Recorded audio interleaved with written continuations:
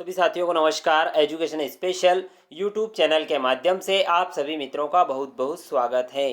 जैसा कि सभी साथी जानते हैं, एजुकेशन स्पेशल यूट्यूब चैनल के माध्यम से समस्त कर्मचारियों के लिए महत्वपूर्ण जानकारियां इस प्लेटफॉर्म के माध्यम से लाई जाती हैं। आज फिर जो मध्य प्रदेश में आम निर्वाचन होना है या अन्य जो निर्वाचन कार्य हैं उनमें जो मतदान अधिकारी हैं उनके क्या क्या कर्तव्य हैं, ये इस वीडियो के माध्यम से हम जानने का प्रयास करेंगे। इससे पहले यदि आप चैनल पर नए हैं और अभी तक आपने चैनल को सब्सक्राइब नहीं किया है तो प्लीज़ आप चैनल को सब्सक्राइब कर लें, बेल आइकन को प्रेस कर लें ताकि इसी प्रकार के वीडियो के नोटिफिकेशन आपको मिलते रहेंगे। आइए जानते हैं क्या है पूरी जानकारी। आज जानेंगे निर्वाचन में मतदान अधिकारियों के कर्तव्य। सबसे पहले बात करते हैं प्रथम मतदान अधिकारी P1 की।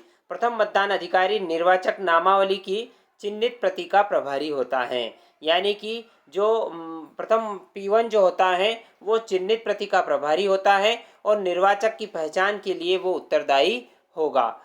आगे है मतदान केंद्र में प्रवेश करने पर निर्वाचक सीधे प्रथम मतदान अधिकारी के पास आवेगा जो निर्वाचक की पहचान के बारे में आश्वस्त होगा।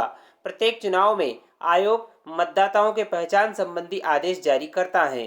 पीठासीन अधिकारी इन आदेशों को ध्यान से पढ़ें। ईपिक मतदाता ईपिक या आयोग के निर्देशानुसार अन्य पहचान संबंधी दस्तावेज डॉक्यूमेंट प्रस्तुत करें। जब किसी निर्वाचक को मतदान केंद्र पर वोट डालने की अनुमति दी जाती है तो फोटो निर्वाचक नामावली की चिन्हित प्रति में निर्वाचक से संबंधित विवरण वाले बॉक्स के पार पिछले लाल स्याही से एक रेखा खींची जाती है। इसके अलावा पुरुष और महिला मतदाताओं की संख्या के आसान सत्यापन और गणना के लिए महिला मतदाता के संबंध में महिलाओं की क्रम संख्या को पूर्णांकित किया जाएगा और तीसरे लिंग के मामले में अन्य क्रम में मतदाता की संख्या के पास सितारा अंकित किया जाएगा। इसके अतिरिक्त सांख्यिकी प्रारूप भरना भी प्रथम अधिकारी कर्तव्य का होगा।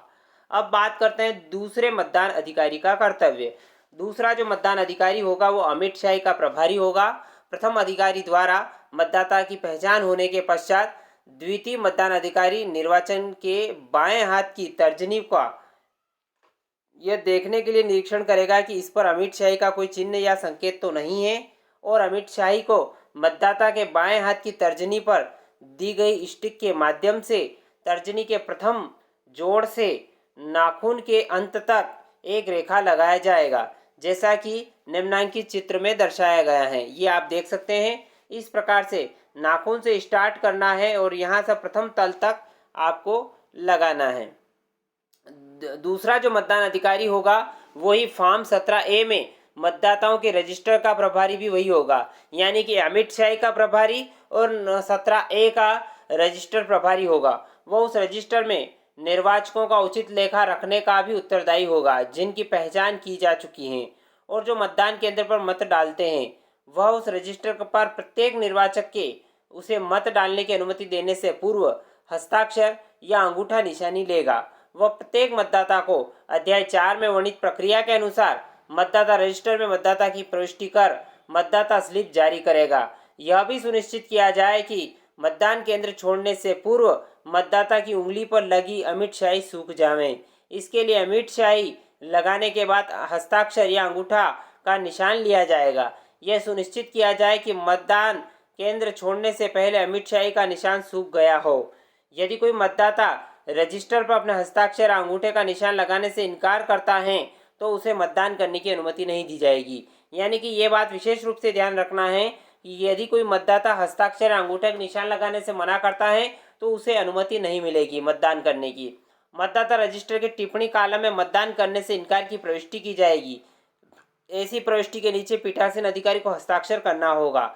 हालांकि यदि किसी मतदाता ने अपने मतदान सूची नंबर को फॉर्म 17A में मतदाताओं के रजिस्टर के कॉलम में 2 विधिवत दर्ज किया है और 49L के उपनियम 1 के तहत आवश्यक रूप से उस पर हस्ताक्षर और अंगूठा निशान लगाया है तो वोट ना देने का निर्णय लेता है तो इस आशय की एक टिप्पणी मतदान करने से इनकार कर दिया और मतदान किए बिना चला गया, उक्त प्रविष्टि फॉर्म 17A में आपके द्वारा की जाएगी। इस प्रकार की टिप्पणी के खिलाफ निर्वाचक के हस्ताक्षर या अंगूठे का निशान प्राप्त किया जाएगा। ऐसे मामले में मतदाता रजिस्टर फॉर्म 17A के कॉलम 1 में निर्वाचक या अन्य किसी भी आगामी निर्वाचक की संख्या में कोई बदलाव करना आवश्यक नहीं होगा। अब बात करते हैं तीसरे मतदान अधिकारी के बारे में। तृतीय मतदान अधिकारी मतदान मशीन की कंट्रोल यूनिट का वो प्रभारी होगा। वह उसी मेज पर बैठेगा जहां द्वितीय मतदान अधिकारी बैठता है। तृतीय मतदान अधिकारी मतदाता को कक्ष में जाने की अनुमति द्वितीय मतदान अधिकारी द्वारा जारी मतदान स्लिप के आधार पर और उस स्लिप में उल्लेखित क्रम संख्या के अनुसार देगा। कंट्रोल यूनिट प्रभारी अधिकारी कंट्रोल यूनिट के बैलेट बटन के दबाने से पहले सुनिश्चित करेगा कि मतदाता की उंगली का निशान सूख चुका है। वह अध्याय 4 में विस्तृत रूप से यथावर्णित कंट्रोल यूनिट के उपयुक्त बैलेट बटन को दबाकर मतदान कक्ष में रखी मतदान यूनिटों को चालू करेगा। मतदाता को मतदान कक्ष में जाने की अनुमति देने के पूर्व वह यह भी जांच करेगा कि मतदाता की बाईं तर्जनी पर अमिट शाही का अमिट चिन्ह है। यदि अमिट शाही का चिन्ह मिट गया हो तो बाईं तर्जनी पर फिर से अमिट शाही लगाएं। जहां किसी मतदान केंद्र को सौंपे गए मतदाताओं की संख्या कम है वहां तृतीय मतदान अधिकारी के कर्तव्यों का पालन पीठासीन अधिकारी द्वारा स्वयं किया जा सकता है। इस प्रकार मतदान दलों के गठन और मितव्ययिता की जा सकेगी। किसी विशेष जिले या निर्वाचन क्षेत्र में मतदान कर्मियों की कमी की स्थिति में ऐसे स्थानों पर मतदान दल में 3 मतदान अधिकारी जो मानक रूप हैं के स्थान पर एक पीठासीन अधिकारी और 2 मतदान अधिकारी शामिल हो सकते हैं। ऐसी स्थिति में प्रथम अधिकारी के कर्तव्यों में मतदाता की पहचान के पश्चात मतदाता की उंगली पर अमिट शाही लगाना भी सम्मिलित किया जाएगा।